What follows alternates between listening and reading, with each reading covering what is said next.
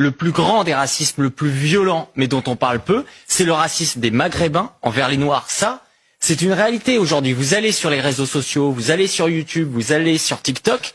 Les Noirs vont vous expliquer comment justement les Maghrébins vont être extrêmement violents vis-à-vis d'eux. Des choses qu'on retrouve également au Maghreb. Rappelez-vous, il y a 1 an et demi, où justement la Tunisie avait parlé, disait qu'ils vivaient un grand remplacement. Je le sais, j'étais sur place à ce moment-là, et où du coup toutes les personnalités subsahariennes se sont retrouvées devant les ambassades pour repartir chez elles. Où il y a eu pour le coup une chasse aux Noirs parce qu'ils accusaient les Noirs de manger des chats. Non mais et quand on vient en parler justement, on nous dit non mais il faut pas. Parce qu'il faut forcément maintenir cette idée que c'est le blanc qui est coupable de tout. C'est le blanc. Et donc, il y a les bonnes et les mauvaises victimes aujourd'hui. Et Hervé Lebras, d'ailleurs, il est complètement paradoxal. C'est que c'est les gens qui vont vous dire pas de grand remplacement, il n'y a pas d'immigration de masse, etc. Et quand ils vont parler de quotas, ils vont dire ah non mais il faut répartir et mettre des quotas un peu à 50-50. Ok, ça veut dire quoi? Soit en fait il y a des populations d'origine migrée et c'est pas forcément lié justement à la couleur qui sont majoritaires et dans ce cas-là faut le dire. Et dans ce cas si on met des quotas, faut prendre ça en compte. Soit c'est pas le cas.